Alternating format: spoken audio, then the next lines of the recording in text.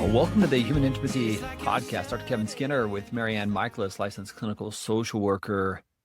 Maryanne's today's topic is a continuation of intimacy. We've talked about psychological intimacy last week. We introduced it to 2 weeks, to all of the types of intimacy that we're going to be talking about.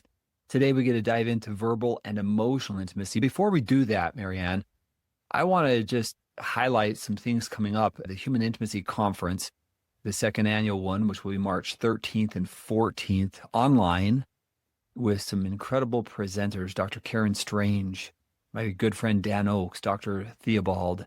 Dr. Hal Stewart has agreed to do a presentation this year. And so I'm really excited about that. Just so many incredible presenters. So I just want to just invite our listeners, just come join us. And we're going to put in the show notes how to get access to the conference. And we got a 40% off coupon, Maryanne.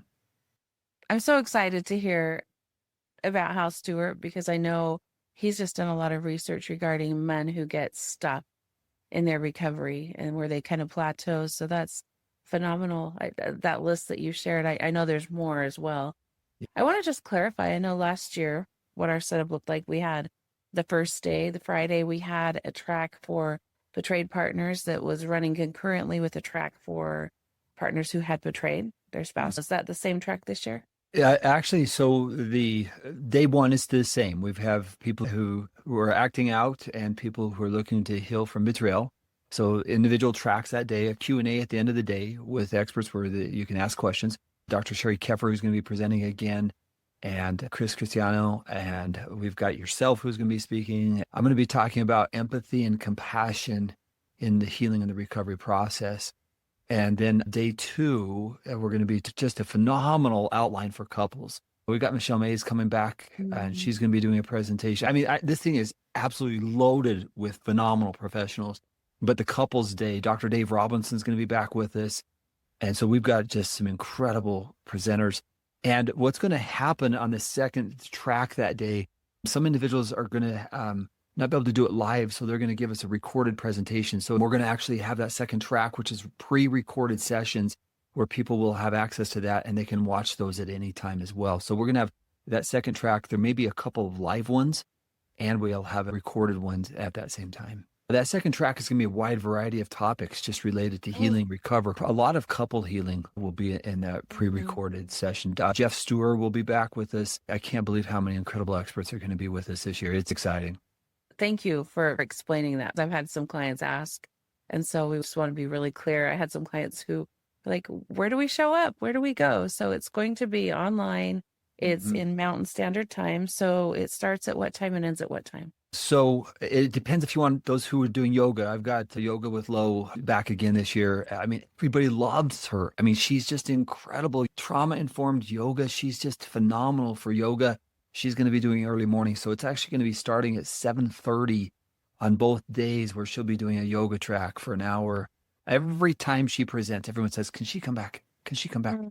So an incredible conference, and we invite you to join us. 40% off till the end of January, and then the price will go back up without the discount. The promo code is 40 off. 40 off. Yeah, 40 off. And we'll put a link into that so that you can go directly to sign up.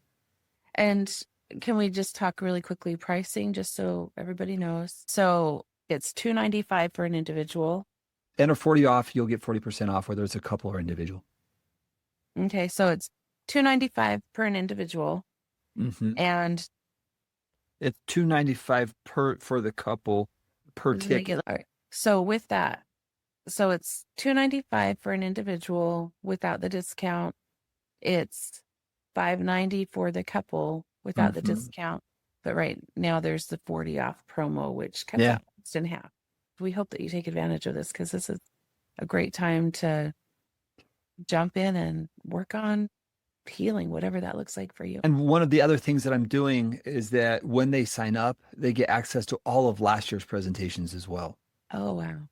So when they register, they will get all of last year's sessions that were recorded as well. And if you can't make it live, if you can't come on those days, it is recorded. So you'll have access to it. That's another thing that we should mention is that if you can't make it on the 13th and 14th of March, every session is going to be recorded. In fact, we're going to be doing a pre-session where we're going to be having the experts talking together So even if I can only make 1 hour of it, I'll still have all the content plus last year's that I can access throughout the year at any time. Yep.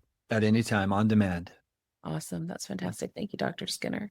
I know what last year's looked like and how much phenomenal information was there. And so I really look forward to this year as well.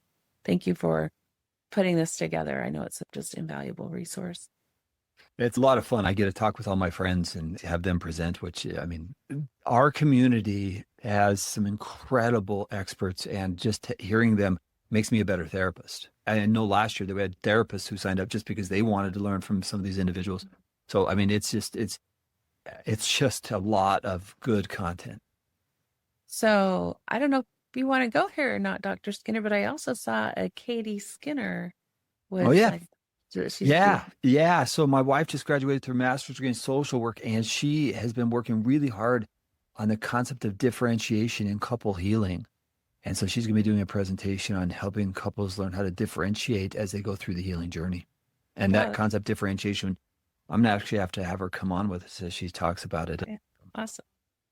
And your husband's going to be presenting too. My husband is also, and this is kind of our, I know I don't know that our listeners know, but this is something we've talked about in the future, doing some couples intensives or retreats together, as all four of us are therapists and Yeah. working with individuals. So Yeah. Coming soon, Exciting. hopefully to Hawaii. right, this summer. Yeah. In fact, stay tuned. We'll get those dates out there as soon as we Yep. can get them. Right. All right. So, Maryanne, today, talking about what I believe is just really the next stage. We've talked about psychological intimacy, really now leaning into verbal intimacy. And we'll talk today as well about emotional intimacy.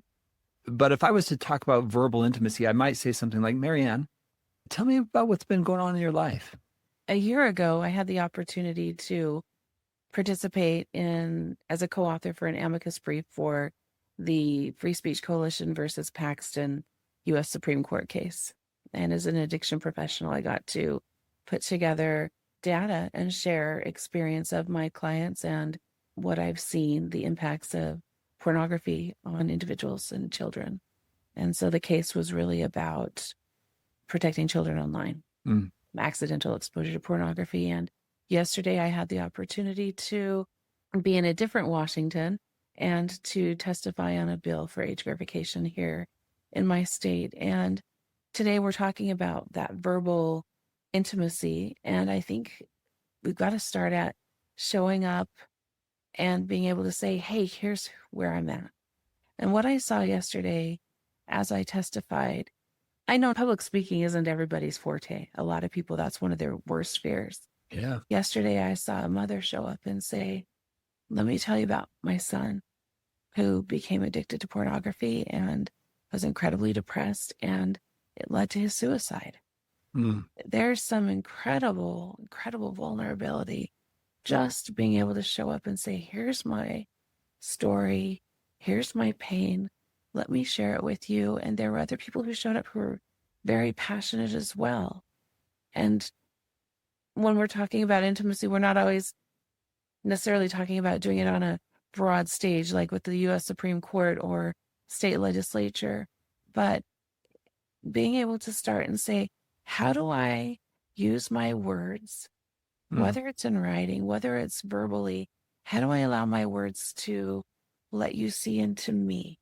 Because I think most of the time there's some topics that we say, hey, don't talk about religion, don't talk about politics. Let's keep it to the weather. Oftentimes we have relationships where that's as deep as we go. And we need to have boundaries because there are some people in some places where we need to be careful about what we share. But really, to have deep connection, we have to be able to use our words, to find the words to be able to say, I want you to understand and know and see what's going on inside of me. That's where we connect. It is through our words, which also carry context and tone and meaning. This is such a layered topic that I'm really excited to dive into with you today. And as I think about it, you share that story, a really cool experience, right? It's a really cool experience. So on a very brief level, is how I was busy this weekend. I went and testified before Congress or the state legislature or whatever it may be.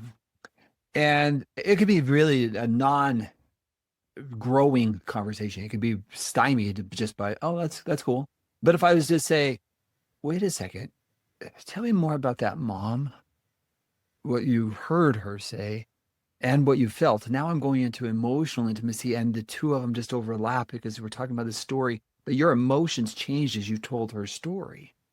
Well, I want to point something out. They're not always mutually exclusive, these types of intimacy. You start with verbal intimacy, and suddenly you go into a space where there's emotion there. And here comes some emotional intimacy because you shared a deeper experience of this mother whose son had completed suicide. We start off with a verbal conversation, not knowing where it might go or where it might lead us to. And that's Right. the really amazing thing about intimacy and these conversations is when we start them, it can morph into this incredibly beautiful conversation. And I think that if we were talking about what are some of the keys to get there, I think that curiosity is such a huge key here because you could say, tell me about testifying, Maryanne. What was that like for you? And I can say, well, I knew this was coming up, and for a week in my mind, I'd been thinking I could say this and I could say this and I could say this. And the sorting process and practicing it and trying to figure out and not knowing how much time I had and trying to figure out which words are most important and practicing it. There's so much there that I could share with you about my process and my experience. And so coming to someone with curiosity, tell me more about that. What is that like for you? This is such an easy tool to create more intimacy. It's this, tell me more about that. What's that like for you? Letting down my barriers or walls or my need to tell you about me, but just coming with curiosity about you. Are you comfortable testifying before state legislature? So just a Yeah. curious question. Right. Do you like speaking in front of public? What was that like preparing for it? How did you prepare? Right? Right. Just these types of questions. By the way, when I talk with couples who are struggling, that's something that I find that is a common missing element when couples are having conversations. It's almost like I assume what you're thinking, what you're feeling, what you're experiencing, rather than checking in. Like, how are you experiencing this? Or what was that like for you? But the question itself just opens up the opportunities. I can open you up or I can shut you down. I often, when I'm talking with couples, I'm generalizing here, but we often think we know our spouse well enough that we make these assumptions. Oh, you're this, or what you meant by it was that. Help me understand what you're thinking. Help me understand you in this situation. What was going through your mind? Maryanne, are you prepared for that? Were you nervous? Yes, absolutely. I was. And yes, I rehearsed it the night before. And the feedback I received was just read what you've got written. Don't try to just do it verbatim. Everything that I said was something I could talk about all day long. But yes, knowing that I'm speaking to state representatives who are going to create a law that I feel really passionate about, suddenly the words disappear. And so, yes, I was nervous. And afterwards, there were a lot of things that I wish that I had said or that I had done differently. I want to go back to something you talked about, Dr. Skinner, and I heard you mention it twice. There's research out that says even though we think that we know what our spouse would say or how they would react, oftentimes we're wrong. I remember years ago, I was working on a project and we were preparing for prom for our kids. And it was a big to-do at somebody's house. And I remember my friend said, hey, do we want to ask your husband about this? What do you think about this? And she said, he will say, that's fantastic. Great idea. Let's do it. And they've been married for 20 plus years. And so I was like, okay, let's see how this goes. He came out and she asked him the question. He was like, that's fantastic. Let's do it. And I was like, wow.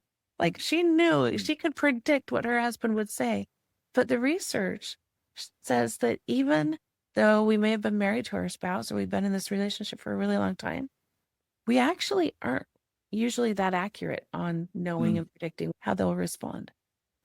And the result of that is if I hear you say, oh, this is what you're thinking, this is what you're experiencing, I could actually be shutting down an opportunity. So I might go for the ride and I might not say anything at all, or I might resent it because you're telling me how I'm feeling or how I'm thinking. So the verbal intimacy it really allows us to be that creative self of like, what am I thinking? Because you asked me, what am I experiencing here? What are my thoughts on that? And that starts a cascade of other types of intimacy, emotional intimacy. It's not uncommon for us to shift from verbal into emotional. If I said, which I did, what's it like for you preparing for that? Do you get nervous? I'm asking about an emotional response, Mm. Yeah. which gives you the opportunity to say, yeah, I was nervous. My body, just honestly, I get so nervous that I can feel my heart beating, right? And now you're talking about a different form of just the way the body's responding to this experience. And that's interesting. I thought about that, but I didn't go there. Mm. But yeah, sometimes when I speak publicly, I'll notice one of my legs start jiggling. Sometimes when I play my cello in public, one of my legs will just start doing its own thing. And it's my body reacting, even though Mhm. I don't even recognize it. But that's fascinating because you asked me that. And I didn't necessarily go there. I stayed a little bit higher in there. I didn't step into that space. And then the other part of verbal intimacy is being prepared for self-disclosure. And this is really the part I'd like to, emphasize as well. Because if I am inviting you through my curiosity and through interest, and we're having this conversation one direction, and it's not reciprocated or it doesn't come back like, well, do you feel that way or do you experience this? Then what happens is it's one directional conversation. And sometimes that's normal and that's okay. But when we are in relationships that are going to grow, I find ways to integrate you into the conversation. How about you? You know, I hear that, Dr. Skinner, and I think that depending on the relationship, it can be really healthy. In my reflective listening course, I talk about putting yourself in your back pocket. Just saying, like, right now, I am just going to focus on learning about you and your experience. What was that like for you? And I'm going to ask questions because I am genuinely just interested in hearing from your perspective what that was really like. I think it's such a freeing space to be because I don't have to worry about my own Yeah. thoughts or ideas about it. I am just climbing into your brain and seeing the world through your eyes. And I think that's so fascinating. And I think that there's space in a healthy relationship if both partners can do that. It lets us dive so deeply into the other person's experience. And I don't have an agenda. I just Right. want to hear, what's that like for you? Tell me more. This is about me understanding you, and I'm sure I can share myself later. The problem occurs when it's one directional and not reciprocated or not opened up. And so one partner doesn't disclose or holds back information. That's when we begin to have problems in the verbal intimacy arena where it's one directional and or I'm not opening up. And this is so important because we've got to have that psychological intimacy there. And if we have that, that opening up is more likely to occur Yeah. because I feel safe enough to tell you what that was really like for me that was so hard. And I think, especially if we've experienced trauma or heartache or pain or just life, we need those spaces where we can be a mess, where we can just show up, especially with betrayal trauma. We need to have groups. We need to have safe spaces of support where maybe I can't right now talk to my spouse and tell them how hurt I am, but I can go to a group because oftentimes while we experience something really hard, we might not even have the words. I just experienced something and I was just surviving. The part of my brain that has language, that part was probably turned off. That part wasn't functioning because I was just in survival mode. And so when I am with other people that are safe, they help me find my words. They help give me words as they share their experience. And I say, oh, yeah, those words. You're describing the additive effect or the power of community, Mhm. right? Because as I hear your story and if I relate with it and I'm experiencing this and I feel this way as well, validating what you've just said. And I also have a hard time sleeping at night, or I also have at times had nightmares and oh, me too. And now we're going back and forth having shared experience, but I now know your experience because you opened up and shared it. See, the power of that is the vulnerability in sharing who you are. That's the power of verbal intimacy, which then enhances the emotional intimacy. So if I said to you, I feel and I just stopped right there, I'd probably have your attention because I'm identifying something that's happening inside of me. And then if I continued off, I said, I feel so excited. Now, you didn't know what I was going to say. I feel, your brain's like, you feel what? Yeah, bracing. What's going to come out next? Yeah. And then you said, well, what are you excited about? And I said, well, I'm going to tell you, I'm so excited that when I started looking together at the conference and Maryanne, as I was putting together a speaker list, I'm like, that's going to be incredible. And that's going to be incredible. And that's going to be incredible. And all of a sudden, I'm like, man, we got to get the word out. This is going to be a phenomenal experience. I've just shared internally what I have been experiencing this last week as we've really been honing in on getting this conference rolling. I want to highlight, Dr. Skinner, what I just saw happening there.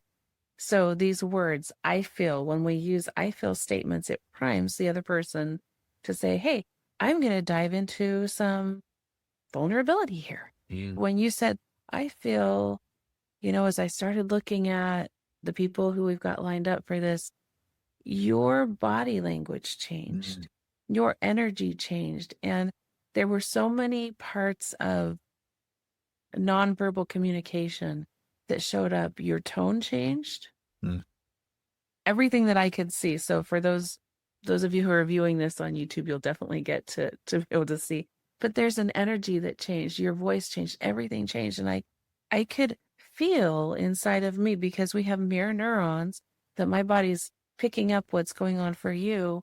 There's this energy that I'm feeling going like, oh, wow, I feel a little more energy in me because I'm hearing Dr. Skinner talk about how excited he is. Wow, this is going to be amazing. And that is transmitted. And that is the emotional vulnerability. You're using your words, but I'm picking up on the emotions as well.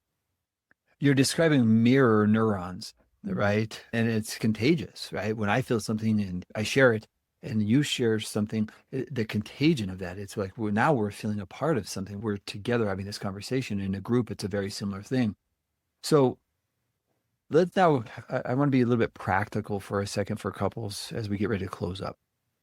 If you want to enhance this experience, this is something that my wife and I have intentionally done. We often do it when we're all gathered around the table for dinner. And we will have an opening, how's your day been? Followed by very specific things. What was the best part of your day? Very different question than how are you? Because usually my adolescents would say fine or good. The shift into what was the best part of the day or the most difficult part of the day requires self-reflection.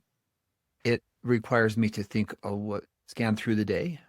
And then the thing that comes out, I forgot, I didn't even tell you this when I got home. My friends were doing this, or I did well on this test, or this happened to me yesterday. My son gets in the car. I go to pick him up after school. He's running indoor track right now, preparing for it. And I said, hey, how was your day? And he said, it was great. I said, what was great? He said, well, I went to all my teachers and I figured out some of my grades and I figured out this assignment in chemistry that I thought was going to be harder than it was. And then I had this test in sign language and I figured out that. And so I went to all my teachers and I'm really, really feeling up to date with my grades. And then he said, I went to track and we had the option of running a 4-mile run or a mile that's time trialed. I said, so what did you do? He said, I ran the mile. I said, how did you do? And he said, Dad, I ran a 5:16. Wow. Oh. I said, you ran a 5:16. I said, it's January and you ran a 5:16. He said, yeah, I was feeling so good, Dad. That was a 3 to 4 minute exchange on our way home. And it was just one of those moments like, that's verbal and emotional intimacy. I mean, great. And it was so much fun. And when I can have those experiences with my son, my soul just delights in it. I love that, Dr. Skinner.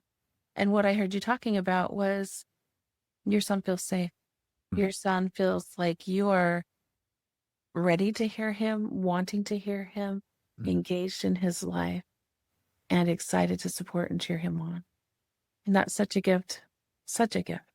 And so much fun. That's the part of life when we apply these types of intimacy in all of our relationships. the world gets better. I want to make sure we talk on another side of this, Mm. because you just described a healthy relationship with your son. And I know that not all of our viewers or listeners have grown up in healthy environments where they've had a parent who was engaged or interested, and there may have been some abuse or neglect. And that may be occurring also in the relationship. And so this can be hard to say, okay, yes, here's the healthy ideal. That wasn't mine. So how do I do this when it hasn't felt safe? Or if there's been abuse, that means there's some power dynamics there, which mean maybe I didn't have the opportunity to say no or learn to use my voice in a way. I learned that it wasn't safe to be emotionally or verbally vulnerable. And so I want to make sure that we're also talking about that aspect here as well, because this can be tricky to say, oh, yeah, what you described was great. I have no idea how to get there. So what's interesting is I think everybody who's listening will say, I would like to do that with my child. Right. Now with my spouse or with my family, my parents, or with my siblings or people that I've had high conflict with, I'm not going to have that. Stephanie Carnes does a really interesting exercise of looking at who's in our inner circle. Mm. And it's really looking at who's in our primary relationships. Where would we place them in different levels? That to me is a self-awareness of who am I talking to day in and day out? And are there people who I'd prefer not to be talking to right now? And are there people who I want in that inner circle, but they're not in there right now, or that I'm really opening up to? We have to define and identify the roles of people in our lives. Who's in, who's out, who's on the stage of our life with us, who's in the front row, who's in the back row, who's in the balcony, and who's not even in the auditorium. The depth of the intimate conversations will be based upon the nature of our safety in the relationship and our time with that person and their openness as well. And so we look at who is in our life, and are there people that are on the outside that we would want to bring inside? We just haven't taken the time, or we're so busy. So I think my answer to the question is we have to understand first who's in our life and where we would like them in our, so to speak, in those inner circles or on the stage of our life with us. I remember being in a training with Stephanie when she taught this, and they gave us a bunch of note cards, and probably 20, 50, I don't know. And we had to write everybody we could think of down. And then we actually laid them on the floor. Here's my first tier. Here's my second tier. Here's my third tier. And she talked about using a ribbon, and you can kind of use a ribbon to divide this, or you can even do this on a piece of paper. Just draw 3 circles and say, here are the people that are in this inner circle that I want to let in, that I can share things with. Here are the people in that second tier that maybe I want to keep them a few more boundaries there. Maybe not. They haven't proven themselves quite as trustworthy. And then that third tier. But one of the fascinating parts of this tool I found was when Stephanie said, sometimes we have to really look and evaluate. I had maybe my sister on this card or my best friend, and I thought that they were trustworthy or they could handle or were safe for me to really share all this stuff with. But I realized actually they're not. I need to put them into a different layer. And so actually sitting down and really thinking about it can be really surprising and really bring a lot of awareness to an individual saying like, oh, I have to consciously be aware of where I can and can't share and where it's safe and healthy too. Yeah. Yeah. I like that a lot. There's a lot that we could share on this verbal and emotional intimacy. And this conversation, I think, for me personally, it's just brought up just additional reminders of concepts. Who's in, who's out?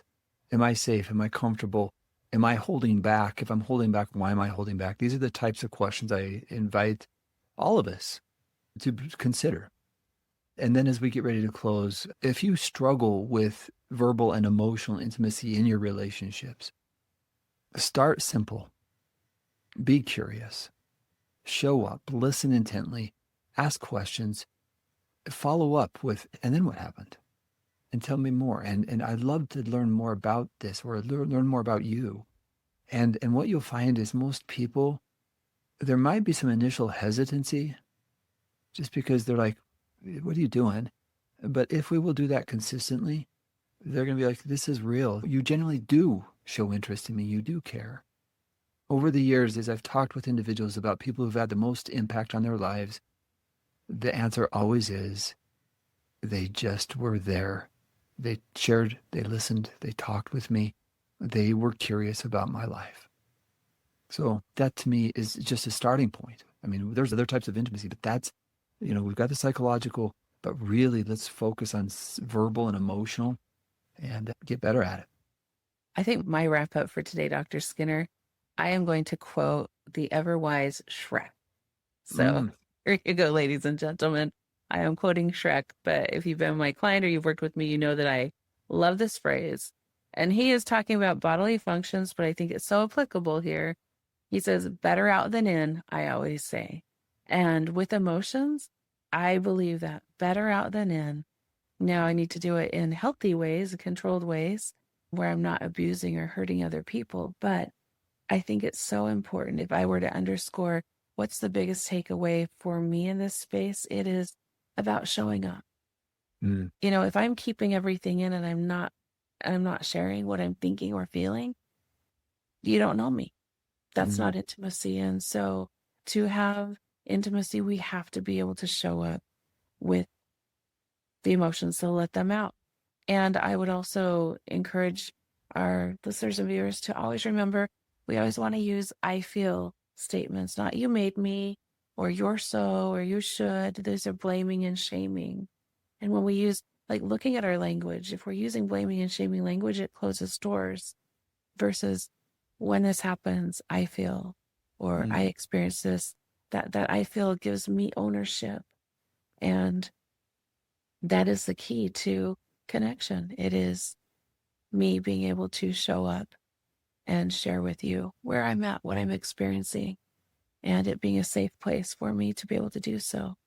So I am grateful to have been able to talk about this topic. I think it's such an important one. And I think we could talk for weeks or months about this. So, and I know, Dr. Skinner, you're going to talk more about this and do a presentation on intimacy in the Human Intimacy Conference as well. So I look forward to hearing that as well. Thank you. Yeah, I'll be introducing the intimacy repair method. It's something I've been working on for quite a while, and this will be the time where I actually fully bring it out and show everybody this whole process. And it's going to be something that I'm going to be doing online, offering an online course for couples on the intimacy repair method and walking through each of these in depth. I'm going to be introducing this whole concept at the conference. So here's our primer. Just grease to the wheels here. So I'm excited to hear that, Dr. Skinner. It's been great being with you, and thank you so much for our listeners. Thank you so much for being with us. May you be blessed in your pursuit of human intimacy. Thank you.